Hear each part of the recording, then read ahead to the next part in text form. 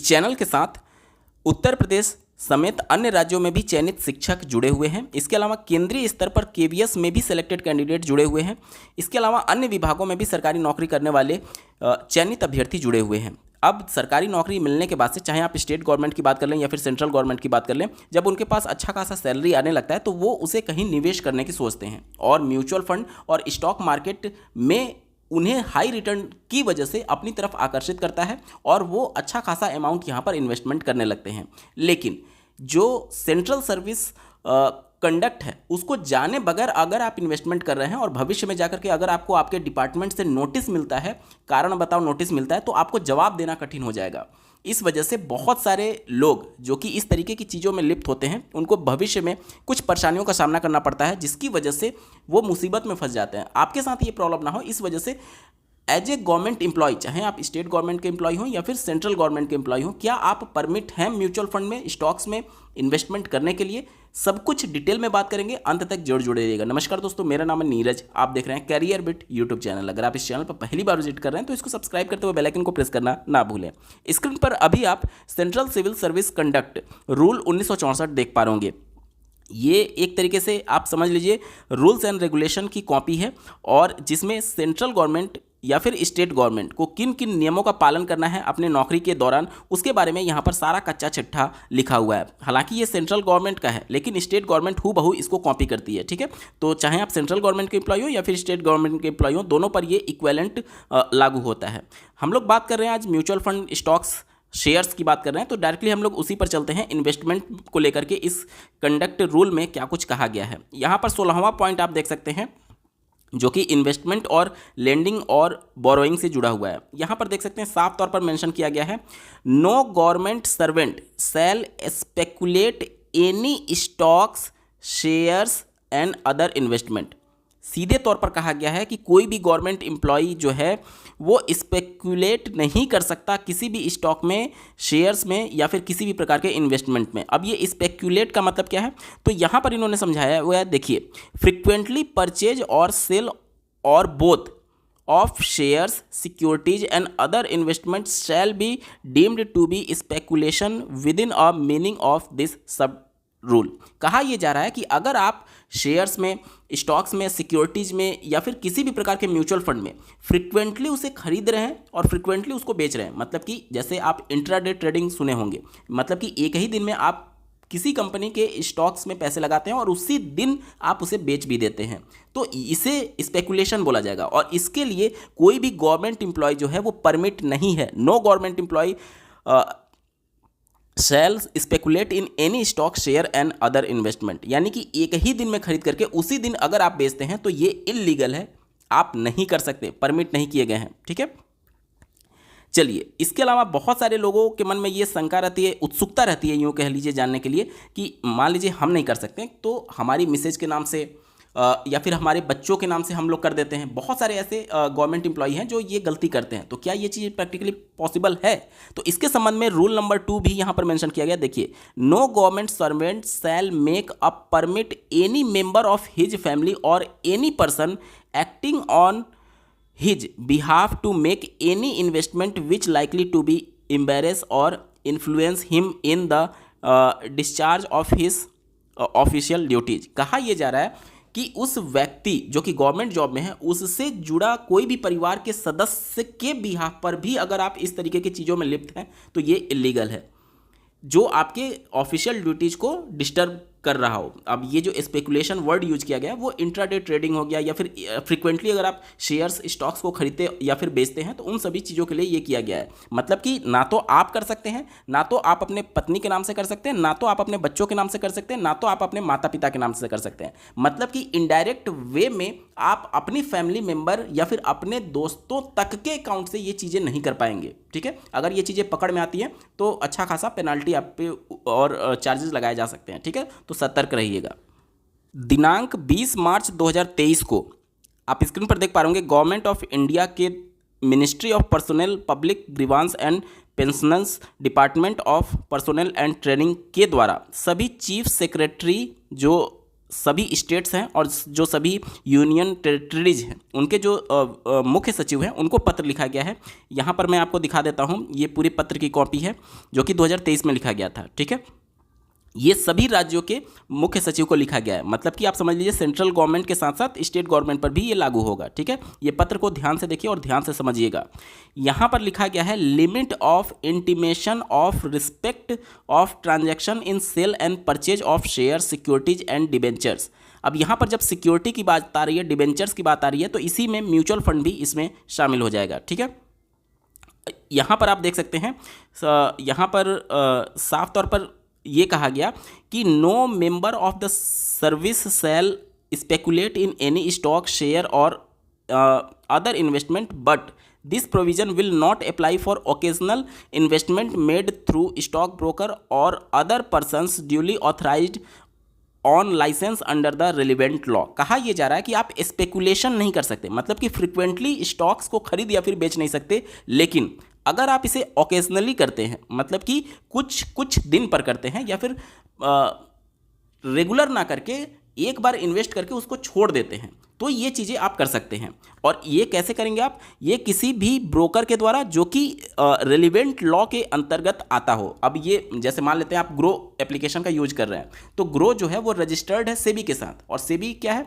वो regulatory authority है, government of India के अंतर्गत काम करती है। तो ये रेलिवेंट लॉ हो गया, मतलब कि ग्रो का यूज कर सकते हैं आप इन्वेस्टमेंट करने के लिए, लेकिन स्पेकुलेशन नहीं कर सकते। इसका मतलब क्या हो गया? इसका मतलब ये हो गया कि आप स्टॉक्स में भी इन्वेस्टमेंट कर पाएंगे, लेकिन डेली खरीद बेच नहीं सकते, मतलब कि इंट्राडे ट्रेडिंग नहीं कर सकते, लेकिन एक बार इन्वेस्टमेंट करके उसको आप होल्ड कर सकते हैं। इसी प्रकार से अगर आप म्यूचुअल फंड में इन्वेस्टमेंट करना चाहें तो वो भी कर सकते हैं, लेकिन आप एक ही दिन में म्यूचुअल फंड को खरीद करके और बेच नहीं सकते। जैसे ETF में क्या होता है, एक्सचेंज ट्रेडेड फंड में क्या होता है, आपको आज़ादी दी गई है कि आप उसी दिन खरीदिए उसी दिन बेचिए। हालांकि म्यूचुअल फंड में जब आप खरीदने जाएंगे तो उस दिन आप नहीं बेच पाएंगे, क्योंकि 3 से 4 वर्किंग डे का समय लगता है आपको यूनिट्स अलॉट होने में। जब आपके पोर्टफोलियो में वो यूनिट्स दिखेगा तभी तो उसको आप बेच पाएंगे। तो म्यूचुअल फंड में इंट्राडे ट्रेडिंग के कॉन्सेप्ट को लाने के लिए ETF लाया गया, एक्सचेंज ट्रेडेड फंड, जिसे आप उसी दिन खरीद करके उसी दिन बेच पाएंगे। और उसके लिए भी डीमैट अकाउंट की आवश्यकता पड़ती है, जिस तरीके से शेयर्स में खरीदने और बेचने के लिए डीमैट अकाउंट की आवश्यकता पड़ती है। तो कहने का मतलब ये है कि ETF में अगर आप इंट्राडे ट्रेडिंग आप कर रहे हैं तो वो नहीं कर पाएंगे। म्यूचुअल फंड में आप इन्वेस्टमेंट कर सकते हैं, डायरेक्टली स्टॉक्स में भी इन्वेस्टमेंट कर सकते हैं, इवन ETF में भी इन्वेस्टमेंट कर सकते हैं, लेकिन सेम डे खरीद करके सेम डे नहीं बेचना है, उसको होल्ड करना है लंबे समय के लिए। यहां तक क्लियर हो गया? चलिए, यहां पर कुछ शर्तें लगाई गई हैं कि आप कर तो सकते हैं, इन्वेस्टमेंट कर सकते हैं, लेकिन एक लिमिट के अंदर अगर आप करेंगे तब कोई प्रॉब्लम नहीं है। लेकिन अगर वो लिमिट एक्सीड होता है तो आपको गवर्नमेंट ऑफ इंडिया, अगर आप सेंट्रल गवर्नमेंट के एम्प्लॉय हैं और गवर्नमेंट ऑफ स्टेट, जिस भी राज्य के अंतर्गत आप एम्प्लॉय होंगे स्टेट गवर्नमेंट के, उनको आपको एक प्रोफार्मा में अवगत कराना होगा कि आप इस लिमिट से ज़्यादा इन्वेस्टमेंट कर रहे हैं। यहाँ पर आप देख सकते हैं, in light of rule 14(1) of AIS conduct rule 1968 with a view to enable the administrative authority to keep a watch over the transaction in any stock share or other investment ETC in respect of members of all India's services, it has been decided that an intimation may be sent in the enclosed proforma to the prescribed authority every year if the total transaction in stock, share or other investment ETC exceeds 6 month basic of government servant during a calendar year to be submitted 31 January of subsequent year। यानी कि हर एक calendar year का कितना transaction किया गया stocks या फिर share खरीदने में, उसका एक प्रोफार्मा आपको भेजना पड़ेगा और उसके लिए लिमिट लगाई गई है। अब ये लिमिट कितनी है इसको समझने के लिए आपको दूसरे लेटर पर चलना होगा। ये देख लीजिए, ये 2023 का लेटर था, ठीक है, जिसमें ये सारी बातें क्लियर की गई थी। अब मैं 2019 का लेटर दिखाता हूं, जिसमें ये जो लिमिट है उसके बारे में जिक्र किया गया है। यहां पर आप देख सकते हैं 7 फरवरी 2019 का letter, ministry of personnel public grievance and pension, department of personnel and training के द्वारा ये ऑफिस मेमोरेंडम जारी किया गया है। आप सब्जेक्ट देख सकते हैं, जो सेंट्रल सर्विस रूल था, कंडक्ट 1964 वाला, उसको लेकर के यहाँ पर revision in limit of intimation in respect of transaction in sale and purchase of share, securities and debenture की बात की गई है। यानी जो लिमिट है कि कितना तक अगर आप इन्वेस्टमेंट करते हैं तो किसी भी प्रकार का आपको जानकारी नहीं देना है, लेकिन अगर उस लिमिट से आप बढ़ते हैं तो आपको जानकारी देना है। अब ये लिमिट कितनी है, यहाँ पर आप देख सकते हैं ये लिमिट है, अगर आप ग्रुप ए ऑफिसर हैं, ग्रुप बी ऑफिसर हैं, तो total transaction in shares, securities, debentures or mutual fund scheme ETC exceed 50,000 during the calendar year. यानी एक कैलेंडर ईयर में अगर आप का टोटल इन्वेस्टमेंट चाहे म्यूचुअल फंड में हो, चाहे डिबेंचर्स में हो, चाहे सिक्योरिटीज में हो या फिर शेयर्स में हो, अगर 50,000 से ज़्यादा आप इन्वेस्टमेंट करते हैं, सेंट्रल गवर्नमेंट एम्प्लॉय या फिर स्टेट गवर्नमेंट के एम्प्लॉय, अगर आप ग्रुप ए या फिर ग्रुप बी ऑफिसर है, तो उस कंडीशन में आपको इंटीमेट करना होगा। इंटीमेट का मतलब कि सूचित करना होगा अपने विभाग को। इसी प्रकार से अगर आप ग्रुप सी और ग्रुप डी के एम्प्लॉय हैं तो यहाँ पर इनके लिए जो लिमिट है वो 25,000 है एक कैलेंडर ईयर के अंतर्गत। देखिए, if the total transaction in shares, securities, debentures and mutual fund, यहाँ पर म्यूचुअल फंड भी है, ऐसा मत समझिएगा कि केवल शेयर की बात हो रही है। म्यूचुअल फंड में भी अगर आप इन्वेस्टमेंट करते हैं और एक कैलेंडर में अगर आपका टोटल इन्वेस्टमेंट 25,000 से ऊपर चला जाता है तो आपको इंटीमेट करना होगा, यानी कि सूचित करना होगा। ठीक है, देखिए ये वो प्रोफार्मा है जिसके अंतर्गत इंटीमेशन किया जाता है। ये जो सर्विस कंडक्ट रूल था 1964 वाला, जिसमें शेयर, सिक्योरिटीज, डिबेंचर्स और इन्वेस्टमेंट इन म्यूचुअल फंड सब कुछ आ जाता है। तो यहाँ पर देखिए, सबसे पहले यहाँ पर ABC मतलब जो एम्प्लॉय है उसको अपना नाम लिखना होगा। उसके बाद से आपको यहाँ पर अपना डेजिग्नेशन लिखना होगा। उसके बाद से सर्विस टू विच बिलोंग्स, ठीक है। उसके बाद से एम्प्लॉय नंबर, कोड, जो भी आपको एम्प्लॉय कोड वगैरह, नंबर वगैरह मिला होगा वो यहाँ पर आपको डालना होगा।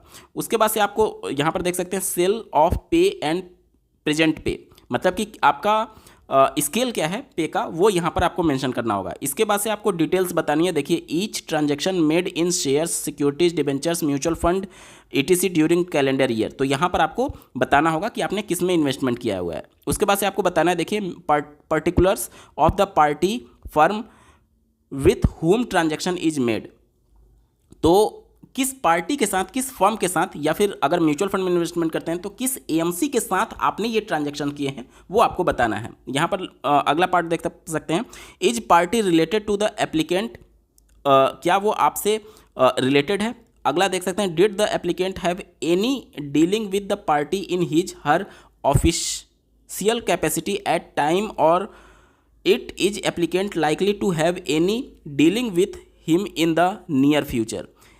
यानी कि ये कहा जा रहा है कि कहीं ऐसा तो आपने नहीं किया है कि ये आपसे रिलेटेड है और आप ऑफिस टाइम में ये सारी चीज़ें कर रहे हैं। कहने का मतलब ये है कि आपको ये परमिट नहीं है कि आपके लिए जो वर्किंग आवर है 9 से 5 अगर आपकी टाइमिंग है तो उन सभी चीज़ों में आप ये सभी चीज़ों में संलिप्त रहिए। ये सभी इन्फॉर्मेशन आपसे मांगे जाएंगे। ठीक है, इसके बाद से पूछा जा रहा है आपका सोर्स फ्रॉम विच फाइनेंस, तो आपने ये इन्वेस्टमेंट कहाँ से किया, पर्सनल सेविंग किया हुआ है या फिर अदर सोर्स गिविंग डिटेल, तो यहाँ पर वो डिटेल आपको देना पड़ेगा कि आपको आपके पास ये पैसे कहाँ से आए इन्वेस्टमेंट करने के लिए।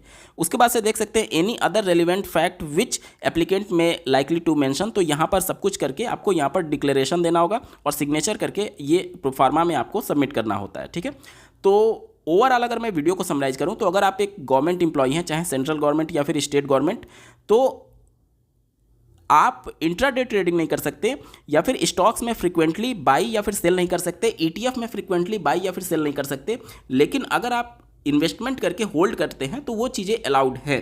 ठीक है, लेकिन अगर आपका इन्वेस्टमेंट एक कैलेंडर ईयर में एक्सीड करता है एक लिमिट से, तो आपको इंटीमेट करना पड़ता है एक प्रोफार्मा के बेस पर, और वो प्रोफार्मा मैंने आपको दिखा दिया। ठीक है, ग्रुप ए और ग्रुप बी ऑफिसर के लिए ये लिमिट 50,000 है और ग्रुप सी और ग्रुप डी ऑफिसर के लिए ये लिमिट जो है वो 25,000 रुपये एक कैलेंडर ईयर के लिए रखा गया है। ठीक है, उम्मीद करता हूँ आपके सारे डाउट्स क्लियर हो गए होंगे। बावजूद इसके अगर आपका कोई प्रश्न रह जाता है तो कमेंट के माध्यम से पूछ सकते हैं। आपको ये वीडियो कैसा लगा, मेरा एफर्ट कैसा लगा, कमेंट के माध्यम से जरूर बताइएगा, और ऐसे ही महत्वपूर्ण अपडेट के लिए इस चैनल को सब्सक्राइब करना ना भूलें। इस वीडियो को देखने के लिए आपका बहुत बहुत धन्यवाद। भगवान करे आपका दिन शुभ हो।